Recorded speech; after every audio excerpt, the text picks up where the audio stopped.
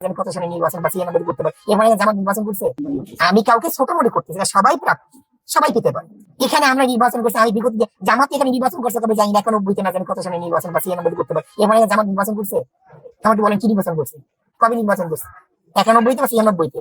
96 করছে কিনা? না, 96 জোরপূর্তি নির্বাচন, 91 96 করছে, এরপর নির্বাচন করছে। তখন ভোট পাইছিল কত, মানে 4000 কত জানি না, 4,500 মনে ভোট পাইছে, এই তো তাদের ভোট। এরপরে ধরে না তারা বেশ বেশি আমাদের প্রত্যেক ইউনিয়নে আমরা দেখেন তো কত, প্রত্যেক ইউনিয়ন সেকেন্ড মেয়র নির্বাচনে ভোট দেয় নাই, তারপর আপনারা সবাই বলছেন হুজুর নির্বাচিত হয়েছে, সবাই বলছেন। এমনকি আওয়ামী লীগের যে সভাপতি পরবর্তীতে সে কি বলছে, জাহাঙ্গীর সাহেব, যে আসলে হুজুরের নির্বাচিত হইতে তোমার টাকাই নেছে এবার আপনার কথা, কিন্তু সেই বলেছেন। আরে ভাই কথা না বলি পাশে বৈশা। এটা হলো দেখা যায় যে আমাদের নির্বাচন। এরপর আমি নির্বাচন করছি, আমাদের ভোট কত ছিল?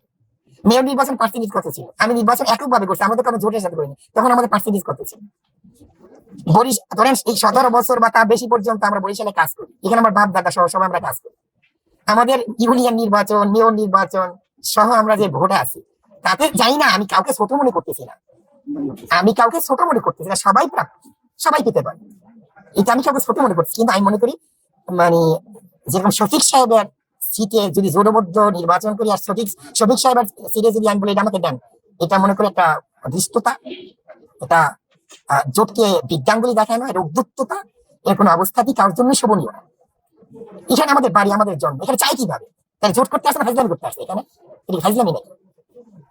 জোট করতে আসে ফাইজলামি করতে আসে? ইসলামী আন্দোলন বাংলাদেশ ক্ষমতার পাগল না। ইসলামী আন্দোলন বাংলাদেশ এই বছর তারা জোট ইসলামকে ক্ষমতা নেওয়ার জন্য, কাউকে ক্ষমতা নেওয়ার জন্য না, কোনো দল কোনো ব্যক্তিকে ক্ষমতা নেওয়ার জন্য ইসলামী আন্দোলন বাংলাদেশ ছাড় দেয়নি। ইসলামী আন্দোলন বাংলাদেশ ইসলামের পাগল, দেশের পাগল, তারা ক্ষমতার পাগল না। যদি কেউ ক্ষমতার পাগল হয় ইসলামী আন্দোলন, তাহলে দ্বিতীয় আদর্শের পাগল হবে। আমি কথাটা ক্লিয়ার বা বুঝতে পারছি? ইসলামী আন্দোলন যদি গোটা বাংলাদেশে একটা সিটও না পায়, তাতে তার কিছু আসে যায় না।